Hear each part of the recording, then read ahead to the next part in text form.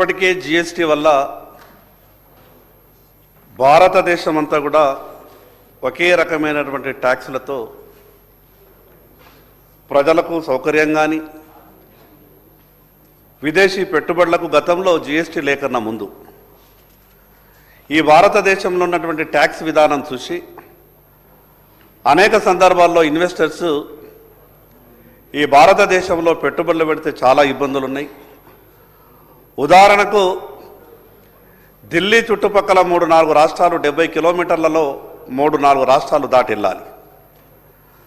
ఒక్కొక్క రాష్ట్రానికి ఒక్కొక్క రకమైనటువంటి ట్యాక్స్, ఒక రాష్ట్రంలో ట్యాక్స్ చెల్లించి మరో రాష్ట్రంలో ఇంకో రకంగా ట్యాక్స్ చెల్లించి ఈ రకమైనటువంటి ఇబ్బంది వల్ల పెట్టుబడులు ఈ దేశంకు రాని కారణంగా కేంద్రంలో ఉన్నటువంటి భారతీయ జనతా పార్టీ ప్రభుత్వం, గతంలో ఉన్నటువంటి ప్రభుత్వాలు కూడా కేంద్రంలో ఆలోచించిన ఈ జిఎస్టీ మీద ఆనాడు భారతీయ జనతా పార్టీ నరేంద్ర మోడీ గారి నాయకత్వంలో జిఎస్టీ బిల్లు పార్లమెంట్లో అయిన తర్వాత అందులో మొట్టమొదటి జిఎస్టీ బిల్లు ఆమోదం కూడా ఈ తెలంగాణ రాష్ట్ర శాసనసభలోనే జరిగింది. అధ్యక్ష, దేశ ప్రజలంతా కూడా ఏం కోరుకుంటున్నారు అంటే ఇప్పటికీ పెట్రోల్ డీజిల్లో కూడా జిఎస్టీలో వస్తే బాగుంటుంది. సరే, రాష్ట్రాల ఆర్థిక పరిస్థితి అది ఏ రాష్ట్రమైనా సరే పెట్రోల్ డీజిల్ అనేది జిఎస్టీకి వెళ్తే మా రాష్ట్రం ఆర్థికంగా ముందుకు పోవడం చాలా ఇబ్బంది. అందుకొరకు పెట్రోల్ డీజిల్ని జిఎస్టీలు కాకుండా ఆయా రాష్ట్రాలు విధిస్తున్నటువంటి ట్యాక్స్లో వ్యాట్లో ఈ యొక్క పెట్రోల్ డీజిల్ ఉన్నాయి. అధ్యక్ష, ఏ రోజైనా సరే ప్రభుత్వాల ఆలోచన ఎట్లున్నది అని అంటే ఏ రంగం నుంచి అయితే గొప్పగా ఆదాయం వస్తున్నదో ఆ రంగాన్ని మాత్రమే పట్టి పీడించి ఆ వస్తువుల మీదనే అధికంగా ట్యాక్స్ విధించేటటువంటి పాలసీ ఆలోచన ప్రభుత్వాలకు అనాదిగా వస్తున్నటువంటి సాంప్రదాయం. ఈరోజు ఉదాహరణకు అది ఎక్సైజ్ కావచ్చు, స్టాంప్స్ అండ్ రిజిస్ట్రేషన్ కావచ్చు, ఈరోజు వ్యాట్ కావచ్చు, ఈ రకంగా 3-4 ఆదాయ వనరుల మీదనే ఆధారపడి ప్రభుత్వాన్ని నడిపించేటటువంటి పరిస్థితికి వస్తే ప్రజల మీద భారం పడుతుంది. అధ్యక్ష, ఈరోజు నేను ఈ పార్టీ ఆ పార్టీ అనను, కానీ ప్రతిపక్షంలో ఉన్నప్పుడు మాత్రం ధరల గురించి గొప్పగా మాట్లాడతాం. గతంలో టీఆర్ఎస్ పార్టీ ప్రభుత్వంలో ఉన్నప్పుడు కాంగ్రెస్ పార్టీ నాయకులు కూడా ఏం మాట్లాడుతున్నారంటే అసలు ఈ రాష్ట్రంలో పెట్రోల్ డీజిల్ కొనగలుగుతామా, బంగారం తీరు ధరలైపోయినాయి, ఎందుకు ఈ రాష్ట్ర ప్రభుత్వం ఒక 10 రూపాయలు తగ్గించుకుంటే ఈ రాష్ట్ర ప్రభుత్వంకు పోయేదేమున్నది, మిగతా ఆర్థిక వనరులు ఎన్నో ఉన్నాయి కదా, ఎందుకు ఈ రకమైనటువంటి భారం వేస్తున్నదని అనేక సందర్భాల్లో మాట్లాడుతుంటాం. కానీ ప్రతిపక్షంలో ఉన్నప్పుడు మాట్లాడినటువంటి మాటలకు తిరిగి అధికారం చేపట్టిన తర్వాత చేసేటటువంటి వ్యవహారాలకు ఎక్కడ కూడా పొంతన లేకుండా పోతున్నారు.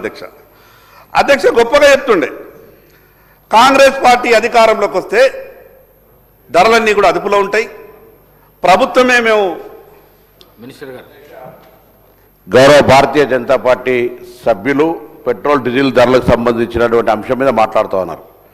నేను వారిని సభ ద్వారా అడుగుతా ఉన్నా, రేపు జరిగే ఎన్నికల్లోప తర్వాత కనీసం 1 సంవత్సరం ఇవాళ మీరు తీసుకున్నటువంటి 10 రూపాయల ఏ ఛార్జీలు అయితే తగ్గింపు తీసుకున్నారో 1 సంవత్సరం పాటైనా కొనసాగిస్తామనేటువంటి ఒక విశ్వాసం ఈ భారతదేశ ప్రజలకు ఇవ్వగలుగుతారా?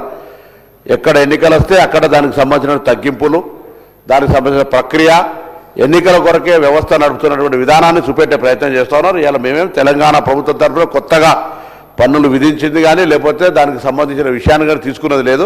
నేను గౌరవ సభ్యుని ఒకటే, ఈరోజు మీరు చూస్తూ ఉన్నారు మనం ఏ విధంగా డాలర్కి సంబంధించిన లేకపోతే పెట్రోల్కి సంబంధించిన లేకపోతే జిఎస్టీకి సంబంధించిన అంశాలు ఏ విధంగా రాష్ట్రాల మీద ఆర్థికంగా ప్రభావం చూపెడుతున్నాయో మీరు చూసినారు. సో ఈ అంశం మీద కూడా నేను వారు ఒకటే సూటిగా నాకున్నటువంటి పబ్లిక్ గ్రీవెన్స్ చాలామంది అడుగుతూ ఉన్నారు బయట కూడా, మీరు ఇవాళ తక్కువ చేసినటువంటి ఏదైతే ఉందో 4 రాష్ట్రాల ఎన్నికలను దృష్టిలో పెట్టుకొని చేసినారు, లేదా భవిష్యత్తులో ఇది సంవత్సర కాలం పాటు కనీసం ఇప్పుడు తక్కువ చేసినటువంటి మాట ఒకటి ఏదైనా మాట తీసుకుంటే నిర్ణయం తీసుకుంటే 1 సంవత్సరమైనా దాన్ని అమలు చేయాలి అధ్యక్ష. కాగానే రేపు విపరీతంగా పెంచేటువంటి ప్రయత్నం జరగదు అనేటువంటి మాటను గౌరవ సభ్యులు ఇక్కడ చెప్పాల్సిన అవసరం ఉందని ఈ సందర్భంగా నాకు ప్రజల యొక్క ఆకాంక్షను ఈ సందర్భంగా గౌరవ సభ్యులు తెలియజేస్తా ఉన్నాను.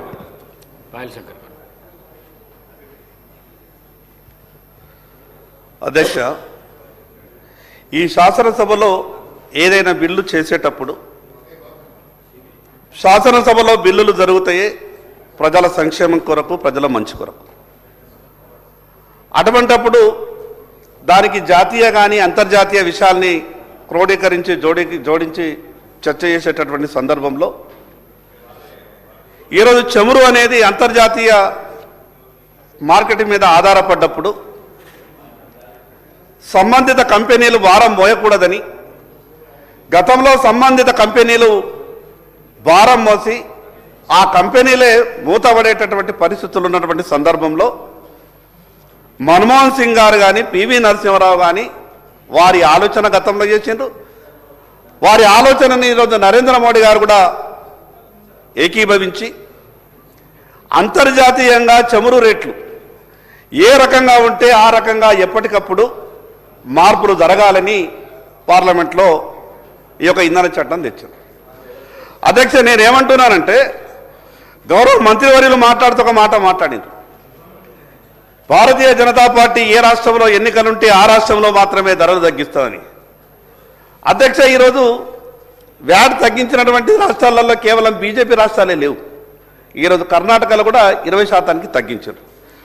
ఈరోజు మీకు ఉదాహరణ చెప్తా అధ్యక్ష, ఈరోజు ఢిల్లీలో ఎన్నికలు లేవు. అక్కడ ₹94.77 మాత్రమే ఉంది. ఉత్తరప్రదేశ్లో ఈరోజు ఎన్నికలు లేవు. అక్కడ భారతీయ జనతా పార్టీ అధికారంలో ఉంది. ₹94.69 మాత్రమే ఉన్నది. అధ్యక్ష, గుజరాత్లో ఈరోజు ఎన్నికలు లేవు. అక్కడ ₹94.98 ఉన్నది. ఉత్తరాఖండ్లో ఎన్నికలు లేవు. ₹93.43 ఉన్నాయి. అధ్యక్ష, కాంగ్రెస్ పాలిత రాష్ట్రాల్లో ఒకసారి చెప్తా. కర్ణాటకలో ₹103.41, కేరళలో ₹105.75, తెలంగాణలో ₹107.46, బెంగాల్లో ₹104.39. అధ్యక్ష, వ్యాట్ తగ్గించినటువంటి రాష్ట్రాలు కూడా చెప్తా. ఈరోజు గొప్పగా ఆర్థికంగా పరిపుష్టిగా ఉంటున్నాయి ఆ రాష్ట్రాలు. గుజరాత్ రాష్ట్రం ఈరోజు 13 నుంచి 15% వ్యాట్ తగ్గించారు అధ్యక్ష. అదేవిధంగా కాంగ్రెస్ పాలిస్తున్నటువంటి కర్ణాటక రాష్ట్రం కూడా 20% వ్యాట్ తగ్గించింది అధ్యక్ష. అధ్యక్ష, మహారాష్ట్రలో కూడా కొన్ని సందర్భాల్లో వ్యాట్ కొంత పర్సెంటేజ్ తగ్గించింది అధ్యక్ష. అధ్యక్ష, ఈరోజు మేము ఆదిలాబాద్ అనేది మహారాష్ట్ర బార్డర్ మీద ఉంది. మాకు కేవలం 6-7 కిలోమీటర్లు పోతే మా ఆదిలాబాద్ నుంచి ఒక 8-10 కిలోమీటర్లు ప్రయాణం చేస్తే మహారాష్ట్ర వస్తుంది. మహారాష్ట్రకి వెళ్ళి తెలంగాణ ప్రజలు అక్కడ డీజిల్ పెట్రోల్ పోయించుకొని తెలంగాణకు వస్తున్నారు. ఈరోజు తెలంగాణకు మహారాష్ట్రకు కనీసం 10 నుంచి 11 రూపాయల తేడా ఉన్న కారణంగా ఈరోజు తెలంగాణ ప్రజలంతా కూడా ఆదిలాబాదు, అదేవిధంగా మిగతా ఉమ్మడి ఆదిలాబాద్ జిల్లా బార్డర్లో ఉన్నటువంటి గ్రామాలు, మండలాలంతా కూడా మహారాష్ట్రకి వెళ్ళి ఈరోజు డీజిల్ పెట్రోలు పోయించుకున్నటువంటి పరిస్థితి ఉన్నది. అధ్యక్ష, ప్రభుత్వానికి అనేక రకమైనటువంటి ఆదాయ వనరులు ఉంటాయి, కానీ ప్రజలకు అనేకమైనటువంటి ఆదాయ మార్గాలు ఉన్నాయి. ప్రభుత్వం అనుకుంటే ఎప్పటికప్పుడు దేని మీదన్నా ఇమీడియట్గా ట్యాక్స్ ఇంక్రీజ్ చేసి ప్రభుత్వం సంపాదించుకోవచ్చు. కానీ ప్రజలు ధరలు పెరిగినాయని, లేదా ప్రభుత్వం ట్యాక్స్ అధికంగా విధించిందని, నాకున్నటువంటి 20,000 జీతాన్ని ఇమీడియట్గా 25,000 జీతం చెయ్యమని ఆర్జిస్తే ప్రభుత్వం ఒప్పుకోదు, ప్రైవేటు సంస్థలు ఒప్పుకోవు. కాబట్టి ప్రభుత్వానికి అనేక మార్గాలు ఉన్నాయి ఆదాయం కొరకు. మిగతా వ్యవహారాల మీద కొంత దృష్టి పెట్టేటటువంటి ప్రయత్నం చేయండి. ఈరోజు ఈ పెట్రోల్ డీజిల్ దాని మీద గతంలో అనేక సందర్భాల్లో గౌరవ ముఖ్యమంత్రి గారు కూడా మాట్లాడిండ్రు. ఈ రాష్ట్రంలో టీఆర్ఎస్ పార్టీ కానీ ప్రభుత్వం అధికారంలో ఉన్నప్పుడు ఈరోజు మిగతా రాష్ట్రాలలో తగ్గించినప్పుడు, కేంద్ర ప్రభుత్వం తగ్గించినప్పుడు ఈ రాష్ట్ర ప్రభుత్వం ఎందుకు తగ్గిస్తలేదు, ఇది తెలంగాణ ప్రజల్ని ఆర్థికంగా చతికిలబడ చేస్తున్నది ఈ ప్రభుత్వ నిర్ణయాలను మాట్లాడినప్పుడు ఈరోజు ముఖ్యమంత్రిగా ఆనాడు మీరు మాట్లాడినటువంటి మాటల్ని ఒకసారి గుర్తు చేసుకోవాల్సిన అవసరం ఉంది.